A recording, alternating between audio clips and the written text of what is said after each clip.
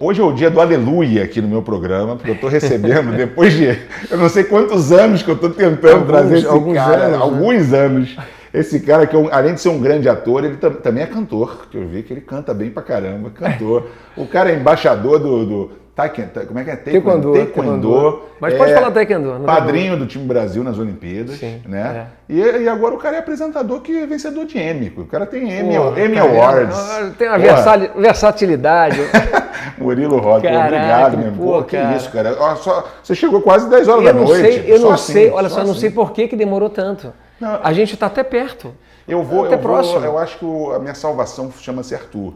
Entendeu? Esse seu filho que está aqui, meu xará. E eu acho que hoje tem um simbolismo maior também, né? Quer dizer, a gente já tinha marcado. Pois é. Mas quando eu chego, eu já estava vindo para cá. Isso. Chego em casa, tá Arthur no quarto dele, brincando ali, jogando, só que ele com a camisa do Flamengo.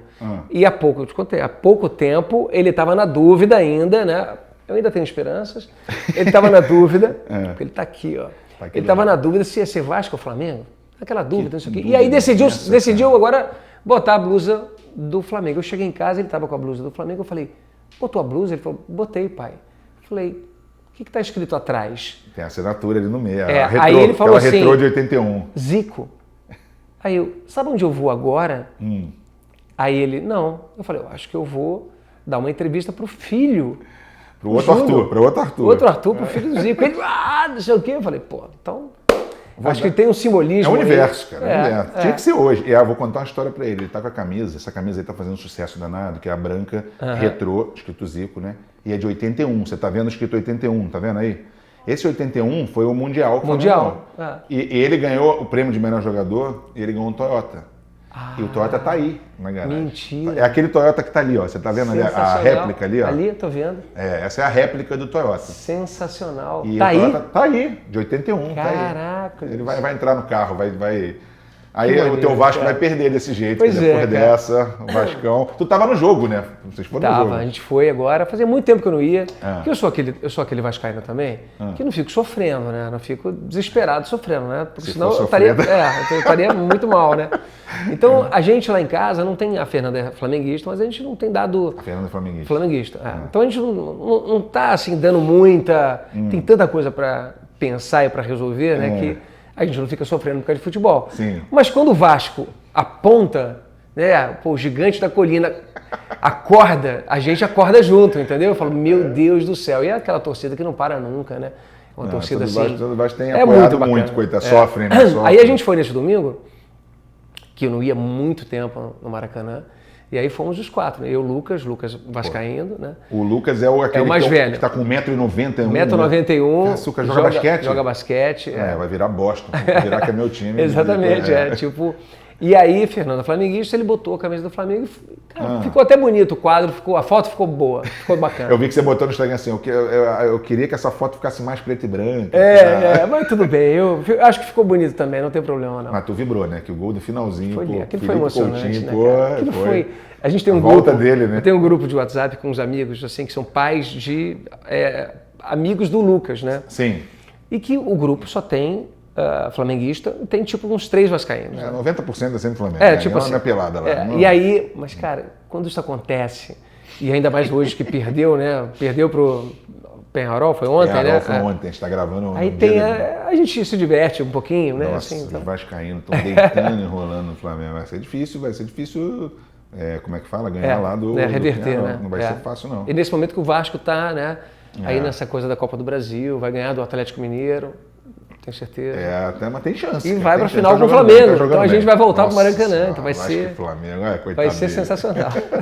Cara, então a família tá bem, pô. Graças a Deus, tá todo mundo bem, né? Você passou por maus bocados aí, né? Com teu pai, com tudo isso que aconteceu. Agora, pô, Paris, maus bocados, eu não gosto nem de falar de Paris, porque você sabe, não vou nem falar. Meu Deus, aquilo foi uma loucura. Foi. Eu não vou nem entrar no assunto, mas assim, tirando... Não vou nem falar do que se trata.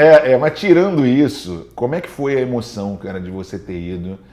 Você já era embaixador do... A gente fala Taekwondo, mas pode falar, Taekwondo, Taekwondo. Mas você foi... Eu vi o vídeo quando você recebeu o convite, né? Você e a Fernanda, para serem padrinhos do time Brasil. O Comitê Olímpico do Brasil me convidou para ser padrinho dos nossos heróis. É um prazer imenso poder fazer parte dessa trajetória tão linda dos nossos meninos e meninas até Paris 2024. Como é que foi isso para você, cara, essa emoção? Cara, foi assim... Bom, primeiro eu quero deixar uma coisa bem clara aqui. É uma honra estar aqui para a gente bater esse papo. Você é um cara muito simpático, porque assim, eu enrolei para vir por vários motivos. E em nenhum momento você deixou de ser bacana, simpático, legal. Toda vez que a gente se falava, era a mesma vibe.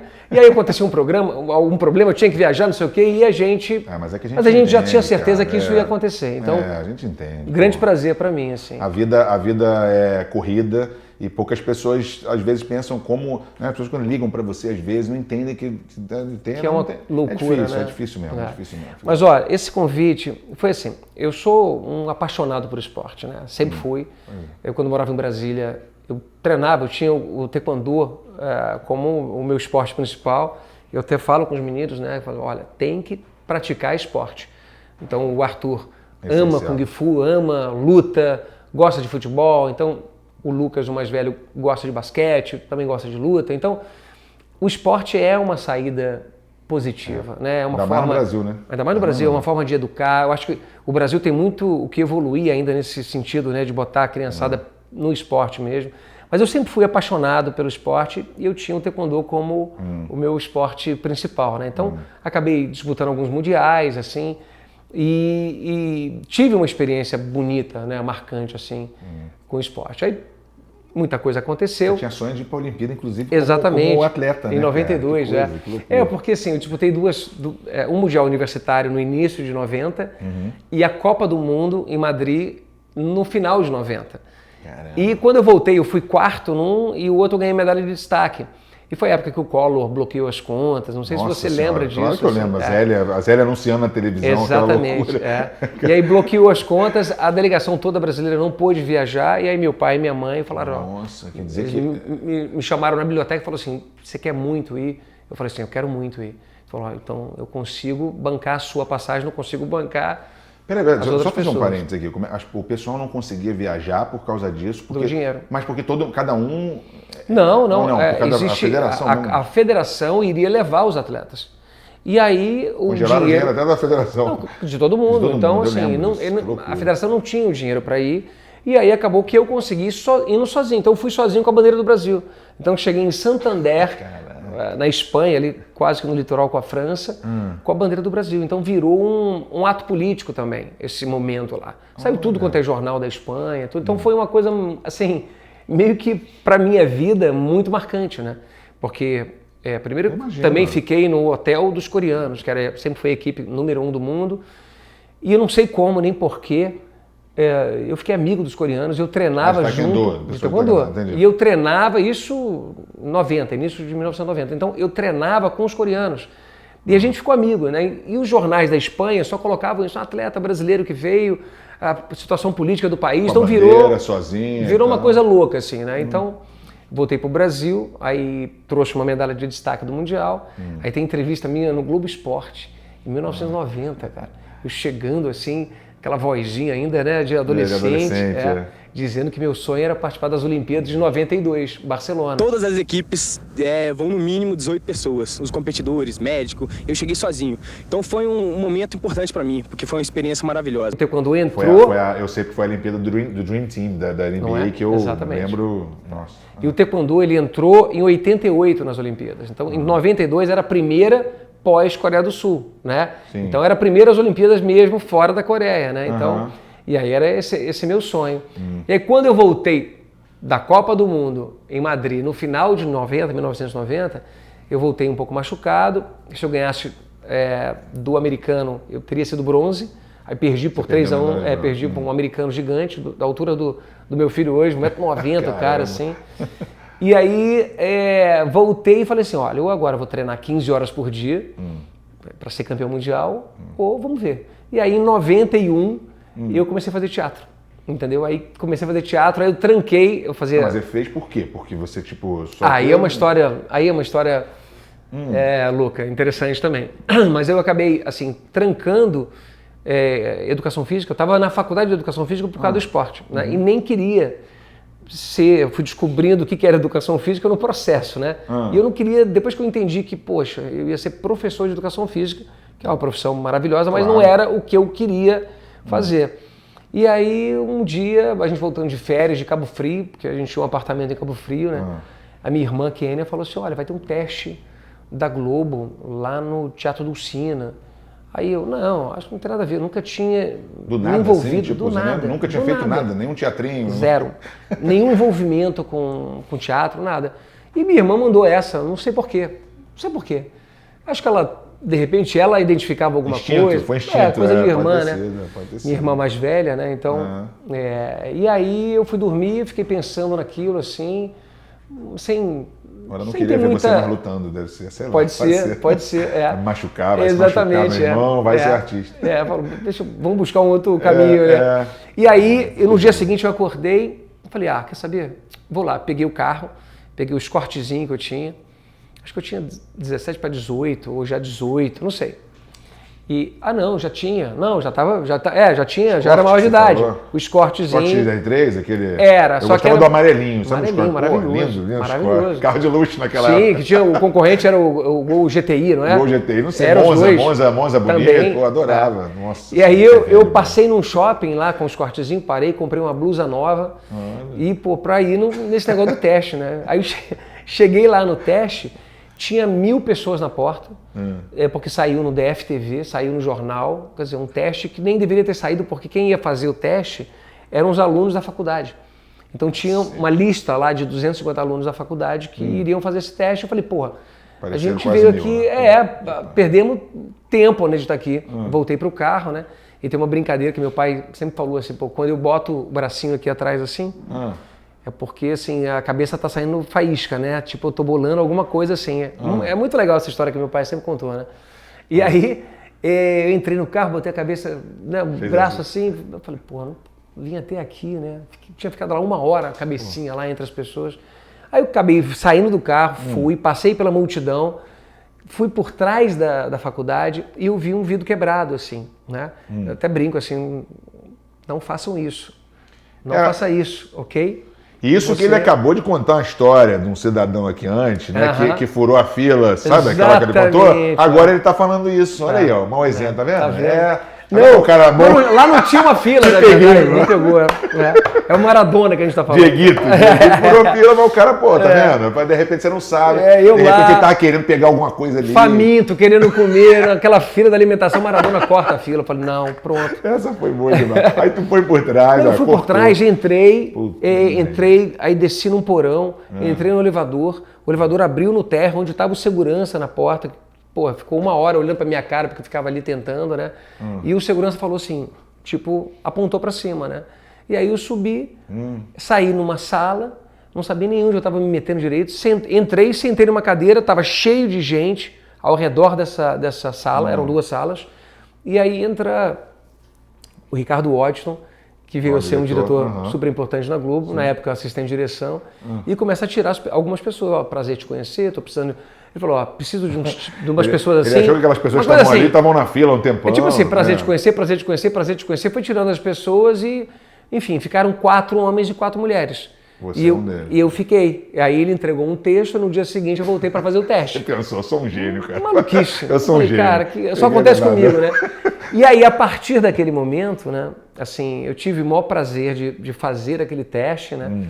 E a gente brincando, eu com meu pai, meu primeiro diretor ali, a gente rindo, se divertindo, né? Porque a gente não tinha noção do que podia acontecer. Mas quando eu fiz o teste foi legal, dentro de uma limitação de um leigo, né? Sim. E o Ricardo foi super bacana comigo naquele momento ali e tal. E aí, aquele teste, depois eu descobri que era um cadastramento da Globo, não era nada tão importante assim para aquilo tudo, mas ele serviu para mudar a minha vida, né? Porque eu acabei trancando a faculdade de Educação Física, fui para o Dulcina, que era naquele local onde eu estava, aí comecei a estudar lá no curso que tinha dentro da faculdade do Dulcina, e pronto, mudou minha vida. Aí fiquei um tempo lá estudando, e depois Já em abril de 92 eu vim para o Rio.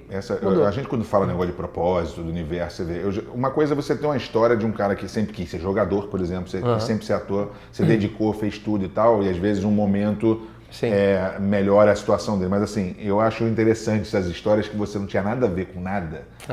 E se não fosse aquilo dali, de repente, se você não fosse atrás ali, tivesse feito aquilo ali, você não ia mais fazer e de repente ia estar lutando e não ia nem lutar, ia fazer outra coisa. Você vai exatamente. Você lembra dos personagens que tu vê, quem é você hoje? Você fala, cara, olha isso. Não, eu acho assim... Inacreditável. Eu acho que os sinais, né? Tem uma coisa até interessante, a coisa do esporte que talvez tenha me levado até ali, naquele momento, porque o esporte ele te dá autoconfiança, ele te dá algumas certezas sobre você. Né, você aprende a perder, a ganhar, mas você não quer perder, né? Então ele te deixa mais competitivo, né? Então eu lembro que uma vez eu estava jogando bola com o Roberto Dinamite e com o Zico no ataque. Você falou que isso foi aonde? Isso foi aqui. CFZ? Foi. No Recreio? Aquela pelada, eu estava jogando e eu fiz 2 gols com passe do seu pai. Olha. E aí um terceiro passe que ele me deu e eu perdi o gol, ele me deu uma bronca. Ele dá ele é competitivo. Um monte de gente, mas porra. Então todo cara... Fala pra ele, o cara que está dando esporro, o cara não sabe nem jogar, pai. Todo grande campeão, todo atleta de ponta, assim, é um cara competitivo. Então, eu acho que o esporte, ele me deixou um pouco assim, competitivo. Não de competir com uma pessoa que não tem chances de ganhar de mim, não é isso. Mas eu tô dizendo assim, é uma competição de objetivos, né, com você mesmo, entendeu? Então, eu acho que isso aconteceu. Então, quando eu estava no esporte, voltando do Mundial, e eu comecei no teatro, eu já fui com uma cabeça muito focada, determinada. Eu vi você falando a história da sirene, não foi? Como é que fala? Do terceiro sinal. Do taekwondo, não tem esse negócio? E que existia uma sirene quando no Mundial, né? Tocava uma sirene e você começava a luta, né? E quando eu comecei a fazer teatro, né? Tem os sinais. Né? Então, quando você tem o terceiro sinal, começa o espetáculo.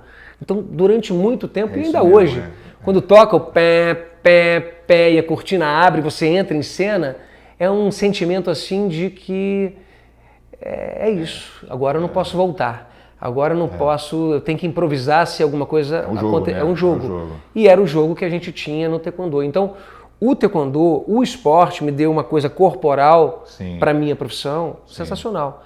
E a minha profissão, ela é ligada a quê? A ação, né? O ator, ele não é um ser intelectual. Ele pode até ser.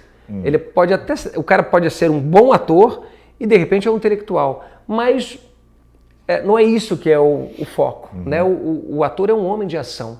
É um homem que tem que convencer as pessoas de habilidades que ele tem, ou às vezes não, né? Mas se você tem algumas habilidades e você joga isso para a tua profissão, é perfeito. A gente brinca até que quando você tem ódio de um cara por causa de um filme, por causa de uma novela, é que o cara tá fazendo o trabalho dele muito bem feito. Você fala, não é possível, cara, eu vejo esse cara, me dá vontade. A Regiane Alves veio aqui e eu falava pra ela, eu achava você metido, enjoada, eu falei, essa menina é muito chata. Ela falou, porque, e ela é uma querida, ela é maravilhosa. Pô, adoro, cara, adoro. Você falou de você praticar esporte, por exemplo, aqui no Rio. Aliás, você falou que era de Brasília, quem escuta você falando parece ser do Rio, né, cara?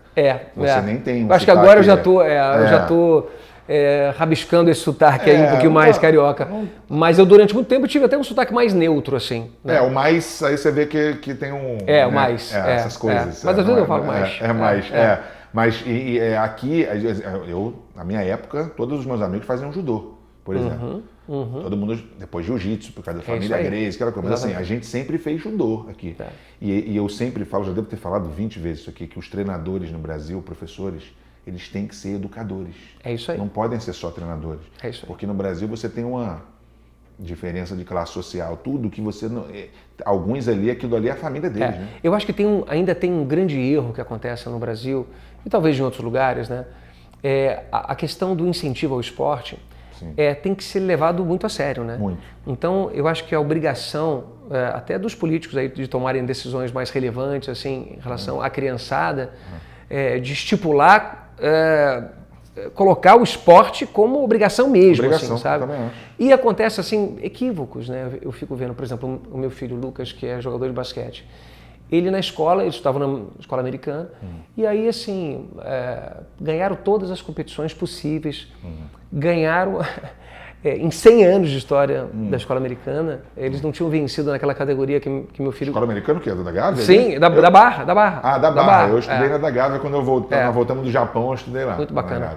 Os meninos estão... A ideia é que eles façam faculdade fora do país. Fora. Mas a gente, assim, ganharam essa competição, assim, incrível, no ano que eles ganharam sub-15 e sub-18, assim, pô, eu emocionado, né? E aí voltaram, não sei o quê, e aí, assim, a primeira bagunça que você faz na escola, eles tiram do esporte. Porque isso é uma regra. Claro. Aí eu falo assim, peraí, o esporte, ele educa, ele forma o cidadão. Como é que você vai punir o atleta, tirando ele do lugar que talvez vai dar disciplina para ele? E eu lembro que isso aconteceu claramente, assim, e isso deve acontecer em outras escolas também, né? Então, aqui é só uma opinião, na verdade. Não pode, incentiva o aluno, entendeu? Porque o esporte vai te ajudar. Isso é até um bom debate, porque eu lembro que a gente tem a nossa Zico 10, que tinha uns projetos sociais, que eram meus irmãos que cuidavam lá, e, por exemplo, em muitos desses lugares, até como um incentivo para os garotos estudarem, porque muitos já queriam largar, ou então você tinha que ter pelo menos uma constância na nota e na presença. Senão não joga. Porque senão, cara, o garoto também largava o estudo, que também é uma coisa importante. Então é difícil, né, cara? Eu acho que tem, a regra é essa. Eu acho que tem um porquê e tem um sentido. Mas, sei lá, aquilo, eu como ex-atleta, e no momento em que aconteceu, por exemplo, tinha perdido meu pai, o Lucas mal pra caramba. Não é por uma Aí atitude, o Lucas fez uma bagunça na escola, coisa assim, aí tiraram do time, da competição, e eu falei pro cara, assim, cara, ele tá no pior momento da vida dele, você vai tirar ele de um lugar que... outra coisa do que eu tô falando. Falei, ai meu Deus do céu, aí me deu uma preguiça violenta disso. Então, mas eu acho que em qualquer situação, você tem que incentivar o atleta. Incentivar. Você pode disciplinar e tudo, mas não é... Ele vai precisar... Era outra coisa. Ele vai precisar de disciplina. Então, eu acho que é isso. O esporte para mim, ele tá num lugar muito alto. Ele tá num lugar muito especial, sabe? Que não consigo ver um adolescente, uma criança conquistando, assim, grandes espaços hoje longe do esporte. O esporte, ele vai te ajudar. De qualquer forma. Se você for ser um matemático, entendeu? O esporte vai te ajudar. Posso te dar um exemplo? Por exemplo, nos Estados Unidos, você sabe que o basquete, futebol americano, você depende da faculdade. O garoto tem que fazer a faculdade e passar. Pois é. E aí você tem filmes que mostram isso, que o garoto tá lá, às vezes um garoto de gangue, não sei o que, tá no basquete. E aí o garoto se mete numa confusão e ali o treinador dele acaba virando uma figura do pai que o garoto não tem na rua, porque o pai dele vende droga. E o treinador, na verdade, o cara é quase que um pai. Não, e essa filosofia deles lá, se o cara tem talento, eles dão tudo pro moleque, né? E se você lá na frente não seguir como atleta profissional, você tá formado, entendeu? Eu acho que o esquema americano é bem interessante com a questão do esporte. Eu não sei como é que é a China, né? Porque a China ganha tudo também. Quando chega lá, cara, deve ter também uma coisa ali potente, impressionante, né, cara? Você viu lá de perto que toda vez, quando você... Não interessa a Olimpíada. Começa essa da que a China está em primeiro, os Estados Unidos está em segundo e começa a briga. E você tinha perguntado lá atrás, nessa coisa do como foi esse convite, né? A gente entrou agora... Entrou no orientação. Cara, assim, eu recebi o convite para ser embaixador do Taekwondo depois de muito tempo, né? Porque quando eu já estava como ator, né, e trabalhando, eu foquei tanto que eu esqueci o esporte, eu parei com o esporte e não pensei nisso, eu só pensava no teatro, só pensava nisso. O meu foco era absoluto, assim, no teatro. Depois de um tempo que as coisas deram certo, eu comecei a falar mais sobre o esporte.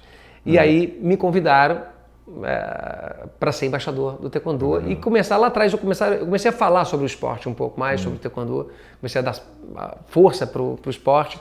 E aí me convidaram para as Olimpíadas aqui no Brasil para ser embaixador. Aí eu fui e aí sou até hoje, assim, e foi uma experiência muito bacana. Aí, ano passado, por essa questão de ser embaixador, e o COB estava pensando em convidar algumas pessoas para falar sobre os esportes, para divulgar o esporte, até para falar sobre modalidades que não são tão conhecidas, né? Então, hoje eu acho que o Brasil não é só o país do futebol, é o país de tantos outros esportes, né? Skate, vôlei, de praia. Pelo amor de Deus, exatamente. Então, aí eles me convidaram a Fernanda pra gente embarcar nessa, né? Então a gente incentiva, a gente apoia, a gente torce, nós somos grandes torcedores e divulgadores, né? Então a gente foi para Paris e aí fui eu e Fernanda, os 2 meninos, Arthur e Lucas, e nós passamos lá alguns dias muito especiais. Vocês fizeram, foi o quê? 17 anos, não? 17 anos de casamento lá. De casamento lá. Exatamente. E tem uma cena, eu vi alguns vídeos, tem a cena dele com a Raíssa, que foi muito barato, né?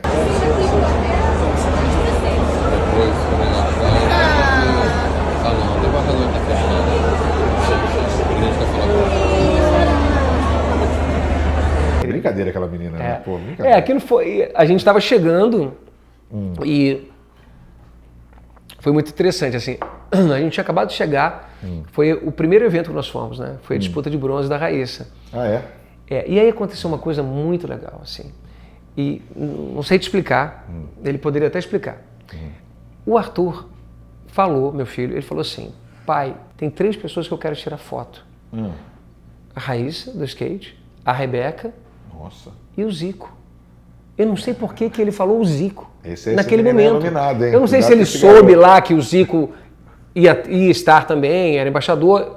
Talvez tenha sido por isso, assim. Mas era uma coisa assim, eu falei, caramba, que fantástico, né? E aí, na primeira competição que nós fomos foi a disputa de bronze da Raíssa, né? E ele ficou lá assistindo, concentrado, e torcendo, aquela coisa. Foi lindo. Aquela menina é fantástica. A Raíssa ela já tem o Star Quality, né? Ela tem estrela demais, Nossa. E aí foi lindo, assim, ela ganhou, a gente ficou até o final lá, ele ficava olhando. E aí no dia seguinte a gente foi na Casa Brasil, que a gente tinha algumas obrigações lá, algumas entrevistas, né? E a Raíssa foi nesse dia também. E aí a gente ficou lá, lotado, uma loucura, né? Assim, tanto de gente para olhar, para aplaudir, né, a Raíssa. E aí, nesse momento, a gente conseguiu ali uma brecha para ele tirar uma foto. E aí eu pedi, eu ia tirar a foto com o meu telefone e a menina, que era a secretária do Paulo, do presidente da confederação, aí ela filmou. Eu falei, pô, depois você me manda o vídeo, filma esse momento. E aí eu tirei a foto, de repente o Arthur, naquele momento, aquela coisa genuína, né, aquela coisa bonita, ele se emocionou com a Raíssa. A Raíssa foi maravilhosa, né? Super legal, né? Achei aquilo muito lindo, assim. E aí, quando acaba e a gente está saindo, toda a equipe está emocionada. O Herbeta, que é o diretor de marketing, estava chorando. Maneiro, aí eu falei assim, cara, aconteceu alguma coisa bonita aqui. Forte aqui. Mas a gente, isso foi... O Arthur é isso, ele, entendeu? E aí, a gente saiu dali. Quando eu cheguei no hotel, a Camila já tinha colocado aquele vídeo que ela fez no Instagram do Time Brasil, sem eu saber. E aí aquilo viralizou, virou uma coisa doida, assim. Aí depois, no início, eu falei, ai meu Deus, mas era uma energia boa, uma coisa positiva, e aí foi Não, e a Rebeca, cara, o que a Rebeca fez? Cara, ela não só ganhou, como as 2 americanas. Aquela cena ali, pra mim, é uma das cenas mais... Deixa eu falar, uma das cenas mais incríveis da história das Olimpíadas. Que são as 2 ginastas fazendo assim pra ela. O que é isso? Exatamente. Aquela menina... cara, é uma potência, né? Demais. O que ela fez é de uma... A gente tem que celebrar mesmo. E reconhecer e presentear, né? Eu acho que ela já tem muito patrocinador, se Deus quiser, mas ela tem que ter tudo, né? Tem que ter tudo. Aquele tapete vermelho que as atletas americanas estenderam para ela, que o Brasil faz e tem que fazer. A americana, que é a maior de todos os tempos. Né? Cara, a Rebeca tem tudo para passar. Ela é muito boa. E teve um outro cara, não me lembro quem foi, um atleta que encontrou meu pai lá e falou, o nome dele era Arthur, que foi por causa dele, que era o sonho da vida dele. Esqueci o sobrenome dele, mas é um atleta da Olimpíada. Acho que era... Ai, meu Deus do céu, não me lembro de qual esporte que ele era. Mas ele tirou foto com ele lá, emocionado, com o pai, dizendo, pô... Se meu pai visse isso daqui e tal, não sei o quê, é incrível, sensacional. Né? O esporte Não, foi lindo, incrível. Cara. Foi assim, foi um marco pra gente, assim, pra nossa vida, né? E eu tenho esse atleta que queria ter ido para as Olimpíadas, né? Então ficou, mudou de profissão, né? Então, quando eu vejo, eu torço, parece que sou eu, sabe? Assim, eu torço igual doido mesmo e acho... Eu gosto que meus filhos me vejam assim, emocionado com o esporte, né?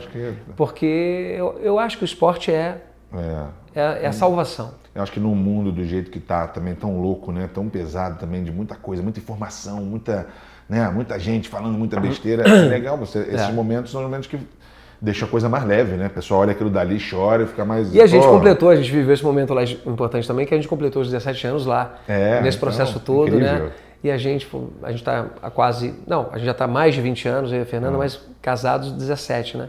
E a gente estava lá e a gente, naquele momento tão lindo, aí a gente encontrou uma igreja, todo mundo junto, assim. É mesmo? Aí a gente foi entrar na igreja, já estava fechada. Uma igreja que a minha irmã é formada em teologia, a Kênia, né?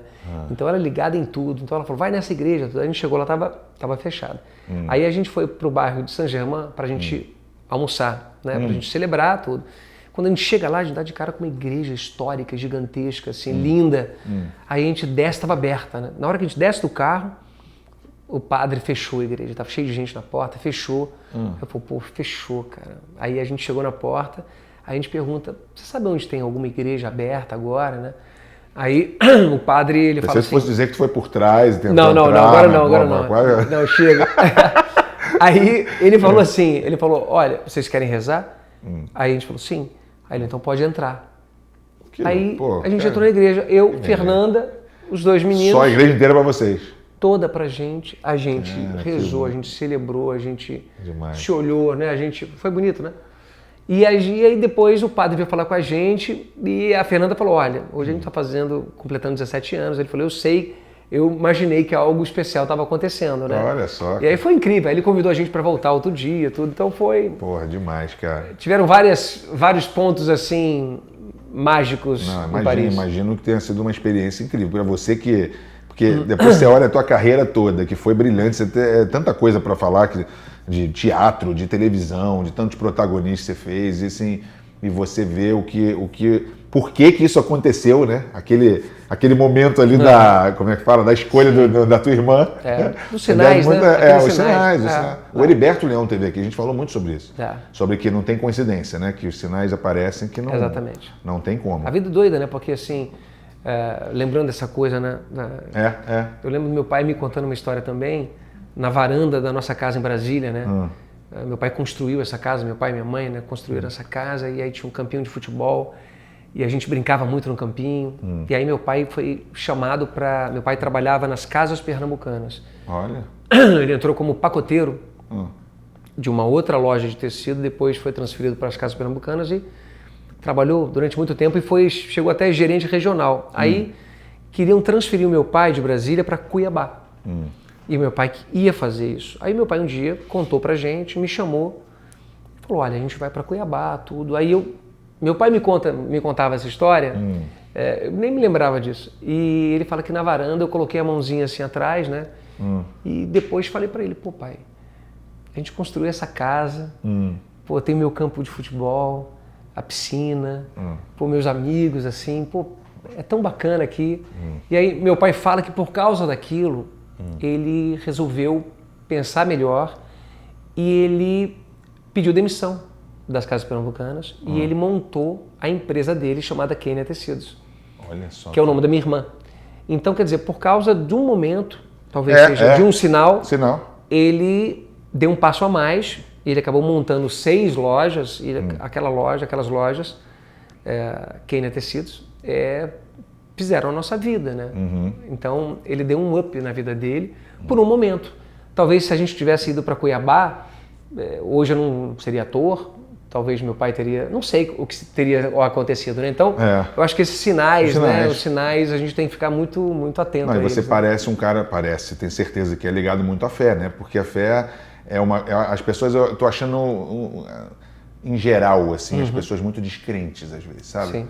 E a gente sabe que a fé, a frase fé move montanhas não é uma coisa... É verdade. É verdade, só que é difícil. As pessoas parecem que acham impossível até ter fé. Eu vejo que você é muito... Eu acho que tem uma tendência agora as pessoas voltarem para essa conexão. Cada um com a sua religião, o seu momento, assim.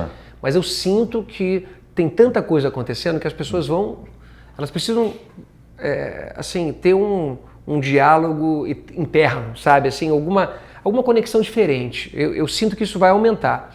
Eu sou aquele católico... Eu ia te perguntar isso. Você minha família é muito católica. Eu sempre brinquei isso. Eu falei, cara, eu tenho 7 tias que rezam por mim o dia inteiro. Não sabe aquele escudo? Meu irmão, nem tenta. Eu vi que até quando viagem, você sempre vai em igreja, sempre vai... Assim, a gente tem uma proteção, eu sinto isso. Com certeza. A gente tem uma proteção ali. E isso era uma brincadeira. Eu falei, cara, não vai ter, eu não vou ter problema com ninguém, porque eu tenho tia suficiente rezando por mim. E a minha mãe é muito católica, e a minha irmã passou a ser cada vez mais muito católica e formada em teologia, aquela coisa toda. Eu sempre fui aquele católico não praticante, aquele católico no Rio de Janeiro, que, assim, então a gente não ia à igreja todo domingo, assim, então a gente tem um jeito especial de rezar e de falar com Deus, tudo. Mas eu confesso que a gente está num momento muito retomando isso, né? Então fui crismado agora. Eu vi, exatamente. Eu fui crismado agora, numa cidade do interior, assim, foi lindo, junto com um projeto social, assim. Que bacana. Foi lindo, assim, sabe? E eu acho que essa simplicidade, a gente precisa voltar para isso, né? No meu caso, a minha essência é, de fato, a essência do interior. Meu pai é mineiro do interior, minha mãe é da cidade de Goiás, então assim, eu acho que me interessa isso, sabe? E eu acho que pro ator, né, pro artista, essa simplicidade, se você se afasta dela, você perde material. É verdade. Então, eu percebo muitos atores assim que, de repente... se desconectam um pouco dali, né? E ficam muito... acreditam um pouco nessa história, né? E que o cara perde a verdade. Ele não consegue mais fazer uma pessoa... sem arrogância, sem ironia, ele não consegue mais falar verdadeiramente, porque ele perdeu uma conexão com ele mesmo e perdeu uma conexão com o simples, entendeu? Então eu acho que é uma tendência as pessoas voltarem a se conectar. Não, tomara. Você acha que a perda do teu pai foi uma coisa que trouxe a tua família... Porque hoje você está falando mais tranquilo em relação a isso, né? Sim. Porque foi duro, né? Porque para você, eu imagino... eu não gosto nem de imaginar, porque eu perdi meus 4 avós. Eu tive a felicidade de ter meus 4 avós. E eu era muito ligado a um deles, o meu avô, pai da minha mãe, nossa, dizer que era meu melhor amigo. E eram avós, né? Então, assim... eu imagino para você o que deve ter sido. E você, engraçado que quando aconteceu, eu vi até a missa acho que foi 30 dias, vocês foram no Cristo, fizeram um negócio bacana, e logo depois você recebeu a notícia do M, né? Que depois a gente vai falar, mas assim... maluquice. Não, assim, cara, assim, se prepara, entendeu? Porque eu sei, é difícil.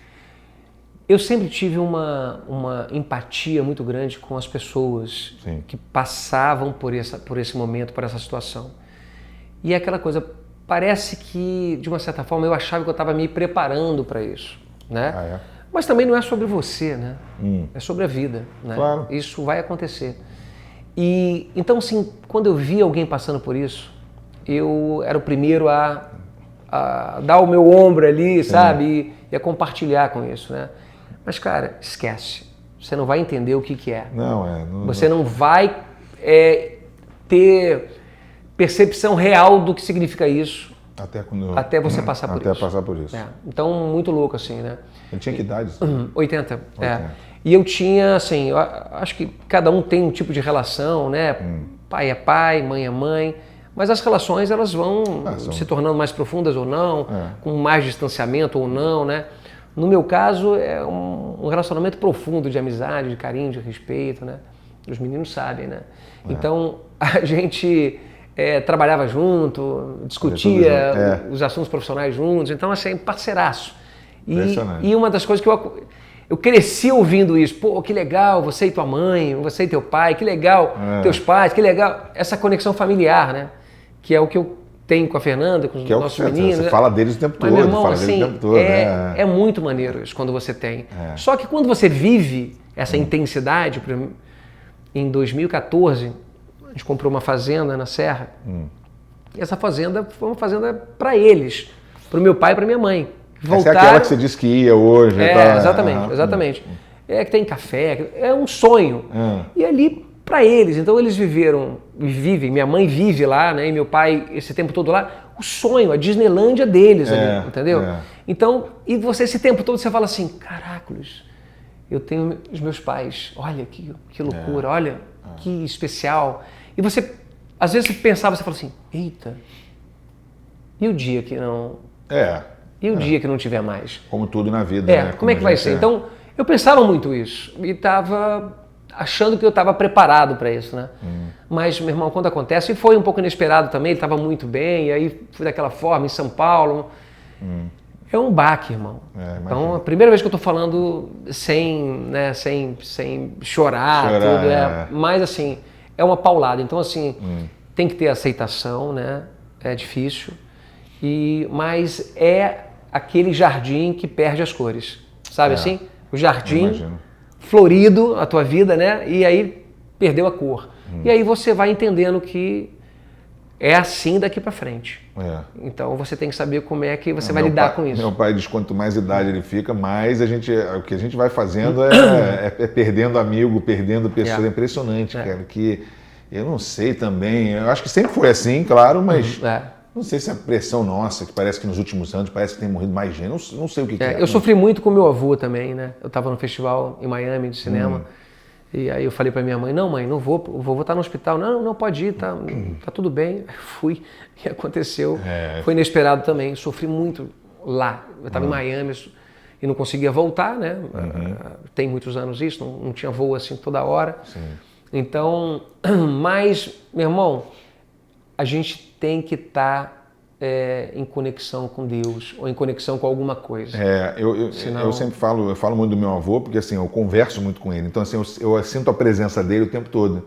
Acho que é o que você vai começar, já deve estar começando a sentir, né? Vai nos lugares, parece que, meu pai tá falando para mim, para eu fazer isso e tal. É muito legal. Passa a ser um outro tipo de coisa, né? Um outro tipo de relação. Outra relação. Mas também tem uma coisa legal também nisso. Completou um ano agora, né? Dia 12 de setembro, assim. Então, nossa, tem alguns dias. Alguns dias. A gente teve até uma celebração nessa igreja lá no interior, né? Eu crismei um dia antes do dia 12, crismei no dia 11.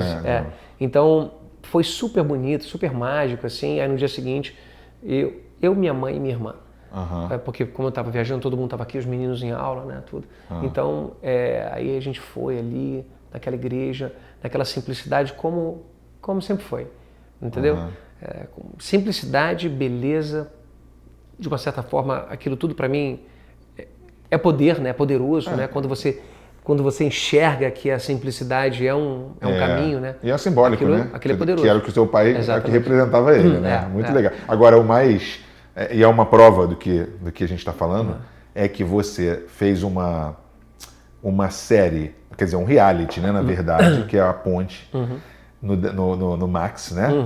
E você recebeu a notícia de concorrer ao Emmy logo depois do que aconteceu. Logo depois. Eu estava no hotel em São Paulo e começando a gravar Beleza Fatal. Beleza Fatal é a primeira primeira novela da América Latina para Max. Que bacana. Que era HBO Max, né? A gente aí mudou para Max. E eu estava lá, assim, arrasado, começando a gravar e tipo sozinho no hotel, assim, e com aquele pensamento doido, eu recebi um telefonema do pessoal da produção da Endemol, né? Porque a produção foi em produção da Endemol. E ela contando, olha, Murilo, a gente foi indicado ao Emmy. Aí eu falei, não é possível. Aí eu falei para ela assim, sei lá, naquele impulso do momento, eu falei assim, a gente vai ganhar, eu escrevi para ela, a gente vai ganhar. E eu fiquei muito feliz ali e comecei a chorar. Porque a primeira pessoa que eu iria ligar era para ele, para contar. Né? Para ele e para minha mãe junto, né? Foi quantos dias depois que você falou? Tipo uma semana. Uma semana. Então, assim... Aí eu liguei para a Mônica Albuquerque, que é a nossa idealizadora, a pessoa que me levou para a Max, né? E foi também minha chefe na Globo, né? A Mônica Albuquerque, maravilhosa. E eu liguei para ela não sabia, eu falei... Já acaba de ser indicada ao Emmy, né? Aí ela, não sei o quê, e eu chorando no telefone, chorando, porque isso me desestabiliza mesmo, assim, essa história do meu pai e tudo. E aí comecei a gravar a novela, gravamos, aí um mês depois a gente foi pro em Nova York, né? A equipe da Warner, 5 pessoas. Sim. E foi impressionante, assim, porque tivemos ali dias também muito legais, assim, de conexão com as pessoas ali, com os outros produtos, né? E a gente estava indicado com a França, né? Então era França, Reino Unido, Japão e a gente. Olha, Japão. Disputando, né? Então... Nossa, e aí... Japão. Japão, né? Temos história com o Japão. E aí, no dia ali, na festa mesmo, e aí eu não estava falando assim, vou ganhar, vai ganhar. Nada disso, a gente estava ali celebrando já naquele momento, né? Mas quando a câmera vira pra gente, chega a nossa categoria, uma câmera pra... Né? Aqueles 4 indicados assim na frente ali, né? Cara, The winner goes... Nossa, quando fala assim, the winner... The Bridge Brasil, cara. Nossa Senhora. Foi uma loucura. The Bridge Brasil. Da ponte! Aí, prêmio do Brasil! E aí, não consegui também. Chorei pra caramba. Nossa Então eu tava no palco chorando. Cara, e aí quando a gente passa por trás, cara, aquilo foi... Aí ali foi uma catarse, né? Porque eu falei assim, não é possível que não tenha nenhuma conexão. Claro que tem, pô. Cara, e aí eu conversando com a minha terapeuta, ela falou assim, tenha certeza que tem uma conexão. É o Odaí, né? Seu Odaí mexeu os pauzinhos lá, falou, não tenha dúvida de que tem uma conexão, claro. Porque, cara, o Emmy é como você ganhar o Oscar, né? O Oscar do cinema, o Emmy da televisão. Nunca veio pro Brasil nesse programa de entretenimento sem roteiro. Bom. Nunca veio pro Brasil e nunca veio pra América Latina. Eu falei, cara, tem que ter uma conexão. Quanto tempo antes do Emmy acontecer, você começou a gravar isso? Você lembra? A Ponte? É. Nossa.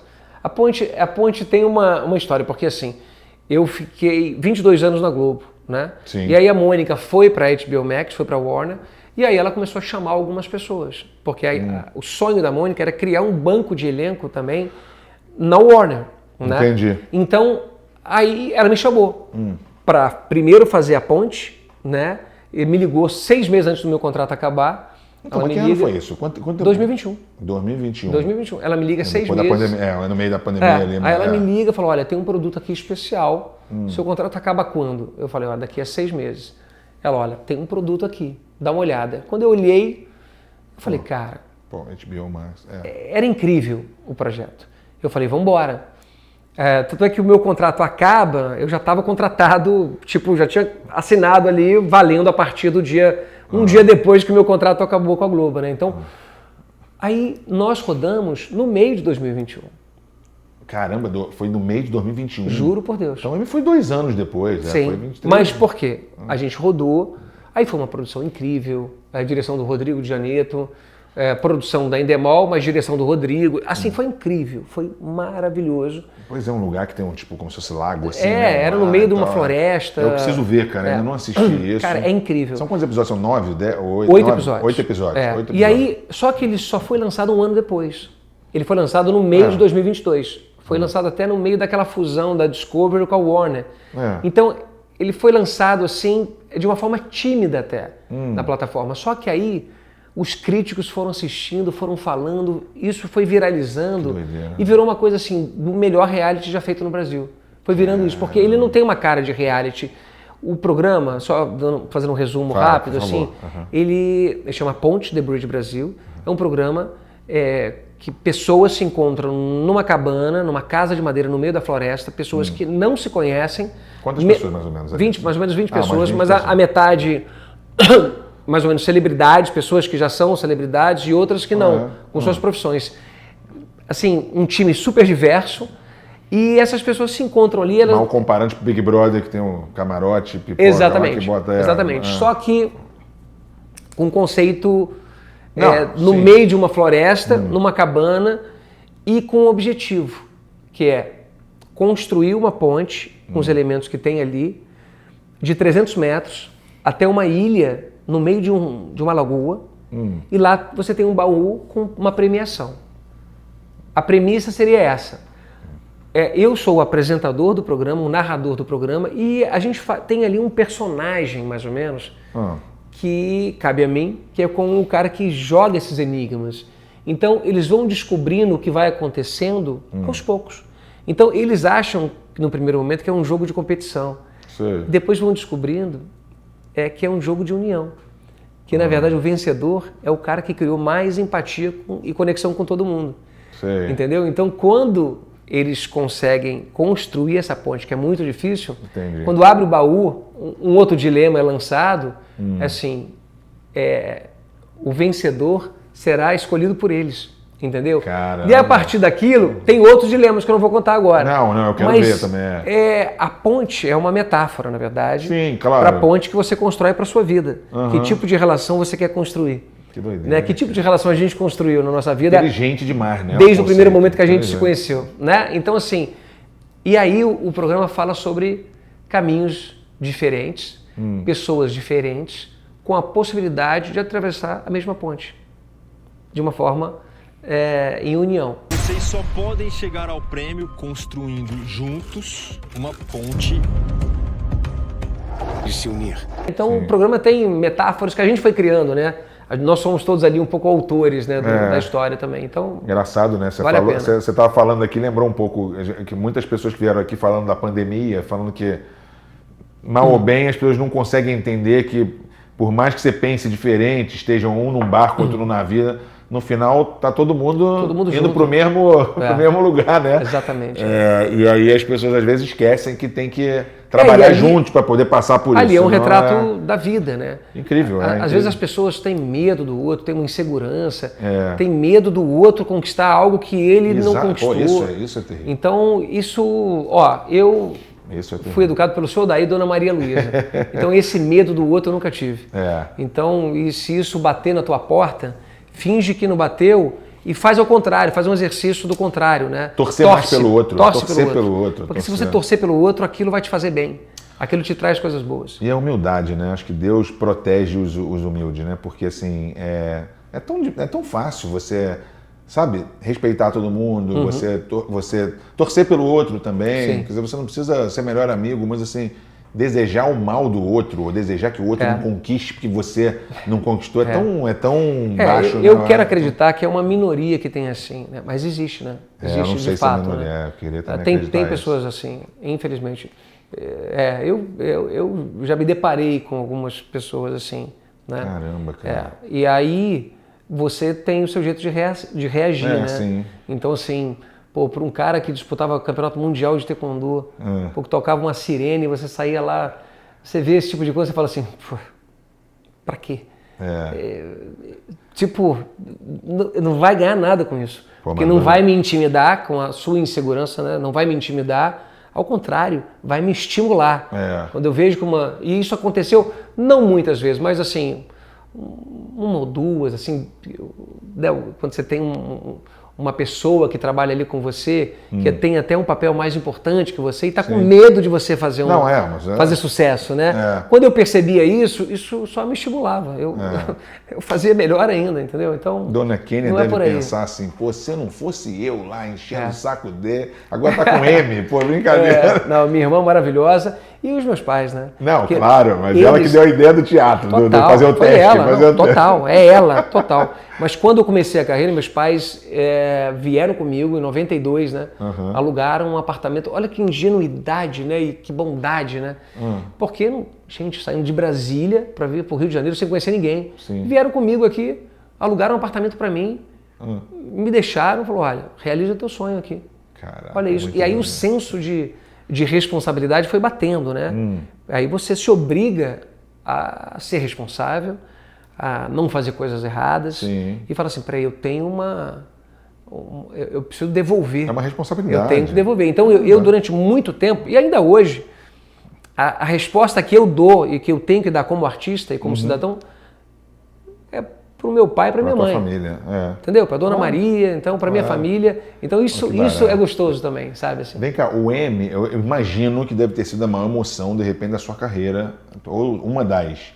Mas porque é tanta coisa, eu ia perguntar para você que das novelas, porque eu, falando com muita gente, às vezes eu entendo que tem o personagem principal que ela fez, que todo mundo lembra, mas às vezes tem que a reação das pessoas foi tão ou forte ou inusitada, que você falou assim, cara, é engraçado, esse daqui foi o mais famoso, mas esse aqui marcou mais por Tem de tudo. É. Você fez muito protagonista, você fez teatro, você fez Manchete, SBT também você fez? Não, Fiz, SBT. eu fiz Antônio Alves Taxista, né? A minha segunda novela foi no SBT. Foi. Então, Globo você fez um monte, você foi protagonista de algumas, né? Mandacaru, a Merda. De todas elas, qual a que mais você, assim, quando você andava na rua, você falava assim, cara, é inacreditável, as pessoas estão, assim, muito comigo, assim. Tô perguntando isso porque acho que foi a Juliana Paz, a Giovanna Antonelli que falaram, essa aqui é a mais famosa, mas essa daqui, por exemplo, eu ia e as crianças, não sei porquê, naquela época foi uma coisa, teve alguma... Sim. Ó, só finalizando a pergunta, a coisa do M, vou só criar uma conexão interessante para você ter aí, que eu quando comecei a minha carreira aqui no Rio de Janeiro, em 94 eu fiz uma peça chamada Porcos com Asas e a gente ganhou alguns prêmios. Então eu ganhei um prêmio chamado o Festival Carioca de Novos Talentos e eu ganhei esse prêmio das mãos do Otton Bastos, que depois veio a ser, já foi meu pai, já foi vilão de filme que eu era o protagonista, ele era o vilão. Criei um encontro muito bonito com o Otton, né? E nesse momento, em 94, eu lembro que eu saí do palco direto pro orelhão, na época que não tinha nem telefone, sem fio, não tinha nada. Aquelas moedinhas, ficava botando. E eu lembro que eu saí assim, direto, nem sentei na minha cadeira, feliz, emocionado, liguei pro orelhão, liguei pro meu pai e minha mãe e falei, ganhei. Ele falou, já tô com vinho aqui na mão.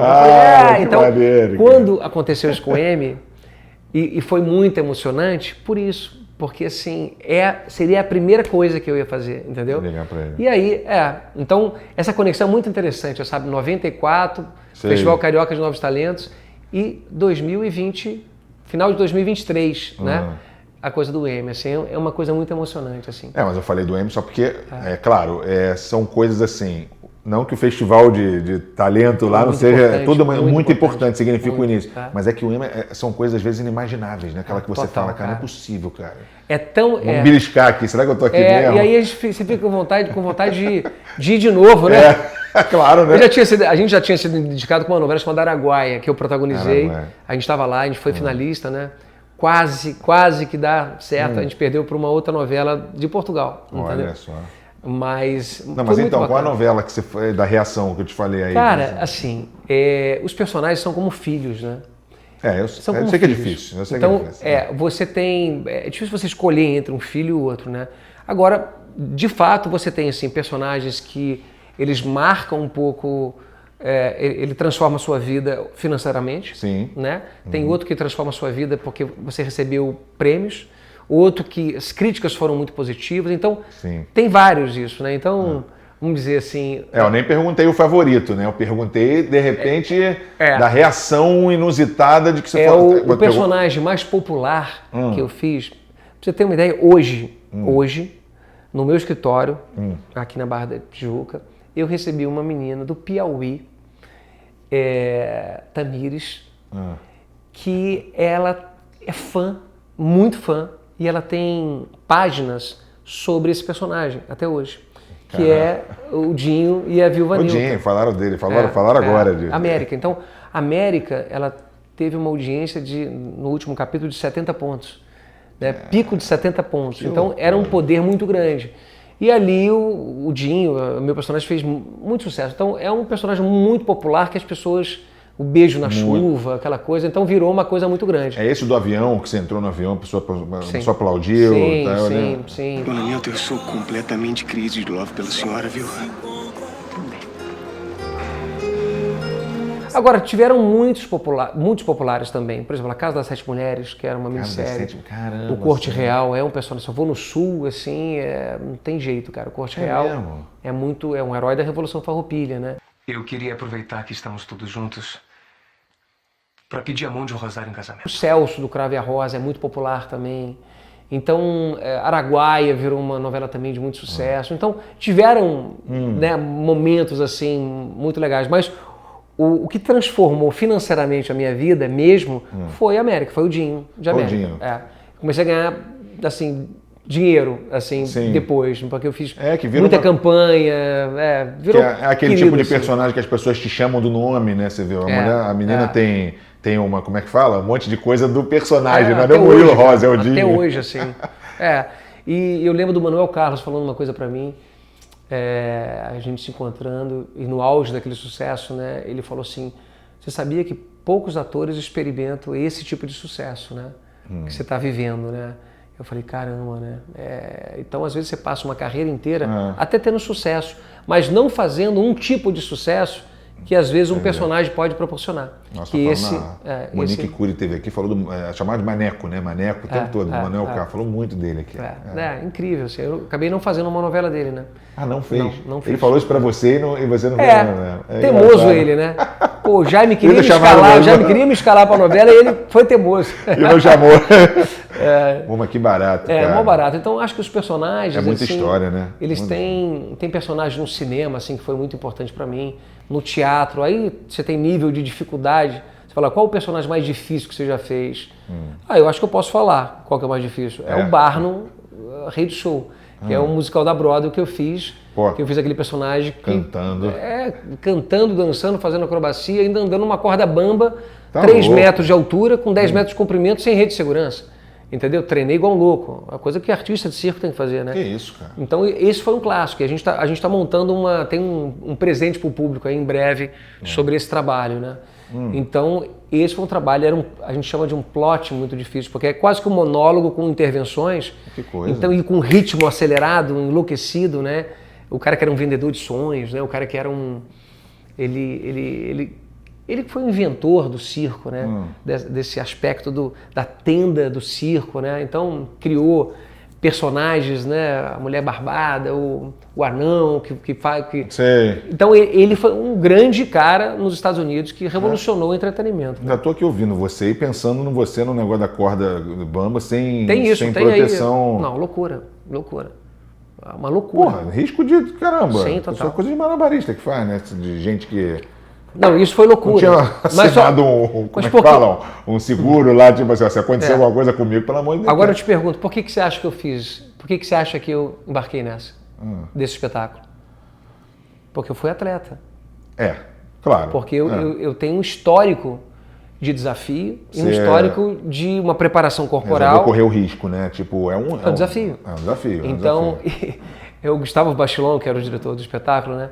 Quando ele me convidou, aí ele me falou desse número, Esse que né? sobe em cavalo e faz coisa eu fiz com muito cavalo. isso, mas eu fiz muito. No Mandacaru a gente fazia cenas que eu pulava do segundo andar em cima do cavalo no meio de um plano de sequência. Então eu gostava dessas loucuras, eu curtia isso. Tinha nem um stunter lá, como é que é o nome? Tinha o dublê também, Né? mas você tem que deixar o cara trabalhar, né? Não, sim. Mas tinha momentos que a gente... Deixar o cara trabalhar. É. Se vira aí nessa daí que é a pior de tudo. Aí já é demais. Luta de espada na Casa das 7 Mulheres, assim, as sequências que nós ajudamos a resolver lá junto com o Jaime, é incrível. Por isso que eu digo, o ator ele tem que estar preparado também, né?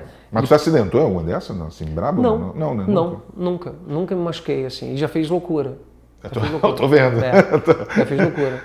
Mas o Barnum, ele teve isso. Aí quando o Gustavo me chamou, eu falei, peraí, o Barnum é o rei do truque. Ele mente que nem sente, entendeu? Ele mente pra caramba, né? Então por que eu, ator, vou ter que andar de verdade? Por que a gente não faz um truque? Ele falou, não, Murilo, isso é a dificuldade imposta pro ator que faz isso. Foi assim na Broadway, foi assim em Londres. Aí eu falei, então vamos embora, vamos fazer. Aí montei uma estrutura na minha varanda e fiquei o dia inteiro acordando e dormindo na corda bamba, pra lá e pra cá. Meus filhos não aguentavam mais me ver na varanda, né, Arthur? Lembra disso? Deixar o pai fazer isso, pelo amor de Deus. Foi maravilhoso. Então... Mas era uma... Hein, Arthur? Era uma loucura, né? No teatro você vê isso, né? Coitado dele. Era uma mágica, assim. O público ficava... É lindo, foi... Pô, eu fui agora eu fui no circo ver aqueles caras de moto dentro daquele globo da moto. São loucos, mano. São loucos. Os caras são loucos, Mas foi uma experiência linda. Não, imagino. O que tem agora que você tá gravando que tá pra vir por aí? Porque... Então, a gente acabou de fazer Beleza Fatal. A novela, né? Essa aqui é a primeira novela da América Latina da Warner, né? Eu acho que é uma novela muito bacana, muito especial. Mas a novela, tipo formato novela, assim, tipo, 100 capítulos? Não, assim, ela vem com esse nome de novela. É uma novela de 40 capítulos, mas é uma obra fechada. O que eu acho... Tipo uma série no streaming, que você vê todos os capítulos de uma vez só. Mas não vai ser...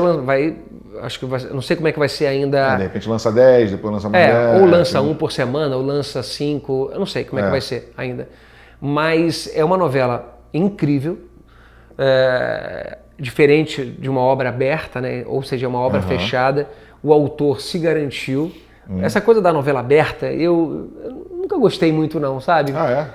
Porque, poxa, Mas é que o streaming tá enlouquecendo a sua cabeça, cara. Quando eu começo, você já ouviu isso muito?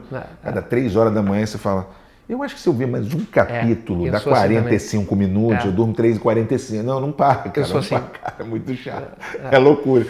A novela, na verdade, é assim, um texto do Rafael Montes, que é um grande autor, né? Bom Dia Verônica, não sei se você viu no Netflix, né? Que é uma série fantástica. Eu não vi, mas todo mundo fala bem. Todo mundo fala bem dessa série. Todo mundo. Ele é um grande autor, assim. Ele tem um texto, Beleza Fatal tem um texto assim extraordinário, com grandes ganchos. A gente tem uma direção da Maria de Médici com grandes outros diretores, todos da Globo que estão ali fazendo esse trabalho, né? A Mônica Albuquerque que capitaneou, que, né, assim, comandou essa escalação, né? E a gente tem um elenco, cara, que é um elenco de respeito, né? A gente tem Camila Pitanga, Camila Queiroz, a gente tem Giovanna Antonelli, a gente tem a Vanessa Giacomo, Nossa a Senhora. gente tem muita gente, a gente tem o Emerson Erson Capri, a gente tem o Marcelo Serrado, Emerson Capri, muito tempo que eu não... cara. A gente tem o Marcelo Serrado, a gente tem o Caio Blá. Aí tem um cara chamado Murilo Rosa, que dizem que não é flor que se cheira. O problema dele é que demora a chegar. Demora a chegar, mas quando vem, ele fica. Nas gravações ele fica uns 3... fica bastante tempo. Mas eu acho que é uma novela assim... Cara, elenco de ponta de novela da Globo. Não, de ponta. Que isso, cara. E assim, eu não tenho dúvida da qualidade. Eu não estou exagerando assim mesmo. Não tenho dúvida da qualidade. A Coração da Selva, que foi a produtora, fez um trabalho muito bonito, assim. Então, e vai lançar em janeiro, né? O homem ganhou Emmy. Você quer duvidar do que a novela? Posso lançar aqui, vou lançar aqui uma previsão, assim. Uma previsão. Essa novela possivelmente vai ser indicada ao Emmy. É mesmo? Eu tenho uma intuição, porque é bonito o trabalho. Pô, que legal, cara. Então vamos torcer aí, todo mundo torcendo aí para isso dar certo. Não, né? com certeza, cara. Pô, bonito. É linda, cara, bela. A novela é muito bacana. E aí tô enlouquecido com outros projetos, porque de uma certa forma, esse tempo... Porque eu saí da Globo e eu acabei ficando um tempo na Warner, né? Esses 3 anos aí eu fiquei lá, né? Assim, com um contrato bacana e de uma forma, assim, como também levando os projetos, né? Tentando entrar nesse universo mais da produção executiva, né? Então, criando os meus projetos, né? Então, esse projeto que a gente está criando agora, que tem um link aí com o Barnum, que eu não vou revelar tudo, mas assim, é um projeto que saiu da minha cabeça, uma coisa muito, muito bacana. Então tenho aí hoje uns 8, né? Dirigindo muito. 8 ou 9 projetos que a gente vai criando, ou vai se associando a pessoas que né? Então, eu acho que o meu trabalho daqui para frente é também como esse, assim, de levar os meus projetos, as coisas que eu acredito, para lugares que possam viabilizar, entendeu? Pra gente fazer coisas diferentes. Hoje, graças a Deus, tem muita plataforma de qualidade para poder fazer isso, né, cara? Muita oportunidade também, né? Pô, que bacana, cara. Beleza Fatal. Beleza Fatal. Janeiro, é isso? Janeiro. Ainda não tem o dia, né? Mas janeiro. Então, tá finalizando. Hoje prometo mesmo... que eu vou assistir A Ponte, que eu não vi. Não, sim, você vai gostar. Tá até falando sobre isso aqui, todo mundo tá querendo E tem um ver. final surpreendente. É mesmo? Polêmico, bem polêmico. É muito bacana, assim. Então eu acho que a gente tem aí uma possibilidade de um grande sucesso com Beleza Fatal. E eu tô torcendo agora nesse momento de mudanças, né? No nosso meio, assim. Sim. E que eu acho que essas mudanças são positivas, né? A gente tem as antigas oportunidades e agora as novas, né? Então acho que agora cada um tem que se valorizar, continuar se valorizando e aceitar coisas boas também, né? Tomar cuidado para não fazer coisas... Você nasceu em que ano? Eu sou de 70, cara. 70, eu sou 77, cara. A gente viu mudança, eu vi o final dos anos 70, eu já era muito pequeno, mas anos 80, 90, 2000, 2010. Eu acho que os últimos, vamos lá, 10 anos, talvez tenha sido a mudança mais drástica que eu já vi na vida. Radical, de tudo, né? De tecnologia. Foi uma coisa de maluco, assim. Esses garotos de hoje, eles não... a gente, pelo menos, teve a experiência, até quem nasceu nos anos 90, teve uma experiência de uma vida parecida com mais o que saudável, a gente... né? Só que é muito louco, cara. Mudou tudo. Exatamente. A indústria da música, do cinema, do teatro, tudo, cara. Atropelou tudo, né? Eu acho que a gente tá vendo essa... E sentindo, tentando entender Tentando também. entender, acho que tenta entender. Eu brinco e falo assim, olha, na minha profissão eu tenho ali a bolinha do teatro, né? Que é essa aí eu, né, tô inserido totalmente. Sim. A bolinha do cinema, que eu estou inserido totalmente. A da televisão, que eu estou inserido. A da publicidade, que eu estava inserido, mas a publicidade ela foi cortada ali no meio e entrou o mundo digital, entrou o mundo das redes sociais, que não é o meu mundo, né? Assim, então... Eu tenho rede social. Tá com mais de um milhão, tô bem ali, faço muita coisa, muita publicidade ali também, mas é um, vamos dizer assim, é um lugar para eu mostrar o que eu sou como ator, né? Não é ali o... Não, mas mostra muito sua vida ali, mostra muito sua vida. Então, metade das coisas que a gente falou aqui tá no teu Instagram. Tá ali. É coisa de família. Eu acho que eu boto coisa da família porque eu acho que as pessoas estão precisando se conectar também com isso, né? Mas acho que de todos que você falou, acho que o teatro é o único que ainda tem uma coisa de, é a mesma coisa que você ia, né? Vai lá ver. E vai ser sempre. O resto tudo foi afetado diferente. Exatamente. Publicidade, tudo. Eu vou terminar, demorou pra você vir aqui, mas ficou, até dormiu ali, tanto tempo que a gente tá aqui. E a gente vai depois papar, né, filhinho? A gente não, só você, eu tô morrendo de fome. Só que é o seguinte, eu quero que você termine falando um filme que te marcou muito, tá? E uma série também que você quer indicar, que você viu recentemente, sei lá, alguma coisa que você gosta, pra galera que tá vendo. Um filme que me marcou muito, eu vou falar assim, olha, o filme nacional... De Volta para o Futuro é o meu que bonito. Também. Não, mas assim, eu vou falar de um filme nacional, que pra mim é o maior filme nacional, filme que eu amo, que é A Cidade de Deus, né? Pô, demais. Acho que quem não viu esse filme, quem é mais jovem, tem que ver esse filme. Incrível, Cidade de Deus. E tem uma série de Cidade de Deus que está passando agora, né? É verdade. Na Max, que é incrível. Eu tô assistindo nesse momento. O Thiago Martins, né? Ele esteve aqui, inclusive. Arrasou. O Thiago tá arrasando. Incrível, assim. Então, eu acho que é muito especial. Internacional, assim, um filme internacional... Eu vou falar um filme antigo que eu gosto, que foi uma referência para mim, que é O Bonde Chamado Desejo, com Marlon Brando. Olha só. Né, que tem toda uma história ali interessante de como Marlon Brando entrou naquele filme, né? A leitura que ele fez por Elia Kazan. Enfim, é um filme que eu amo, né? Que é O Bonde Chamado Desejo, para mim foi uma base para muita coisa que eu fiz também, né? Que mais que eu posso indicar? Um filme meu, um filme meu. Essa é boa. Procure aí Orquestra dos Meninos. Que é um filme que eu adoro, né? Sabe onde está esse Orquestra dos Meninos? Eu sempre falo, porque às vezes fala o nome, vai lá procurar, não consegue achar em lugar nenhum. Eu tenho que procurar, exatamente. Tem vários filmes, entra no meu site, ou no meu Instagram mesmo, que tem tudo lá, sabe? Tem tudo, tem uma pancada de filme que eu considero bacana e que eu acho legal. Fala uma série de fora também aí. Uma série de fora. Você maratonou até 5 da manhã aí. Olha... desde 24 horas, né? Que eu assisti tudo. Você viu isso? 24 horas eu não vi. Nossa, era maravilhoso. A minha série aí lá atrás lá, que tá ali, soprando. Aquela dali não vi. Não tem igual. Pra mim é a melhor da história. Sério? Mas você vai gostar do Mad Men. Você já viu Mad Men? Também não vi. Só não é a melhor da história por causa dessa daí. Porque Mad Men, ela é toda de publicidade. Olha. Nos anos 60, você vai enlouquecer. Você viu Homeland? Não Cara, vi. era incrível. Eu tô falando essas que lá atrás, tá? Homeland, incrível. Não vi. Vale a pena. O que mais? Assim... Game of Thrones, né? Game of Thrones é muito bom. Que é muito bom. Nem, A Casa do Dragão nem amo tanto assim agora. Mas Game of Thrones eu adoro esse tipo de filme, né? Amo esse tipo de série. Cavalo lá, pelo amor de Deus. Eles ficam se matam de tudo que é jeito. É maravilhoso. É muito bom, muito bom. Muito bom. Meu irmão, demorou pra tu vir, mas pelo amor de Deus. Cara, foi bom, né? Batemos um papo aí bacana. Band of Brothers, que é uma série que eu amo. Band of Brothers eu vi. Isso é incrível, uma dica boa. É verdade. Porque isso é quando... eu acho que o Spielberg e Tom Hanks fizeram um filme.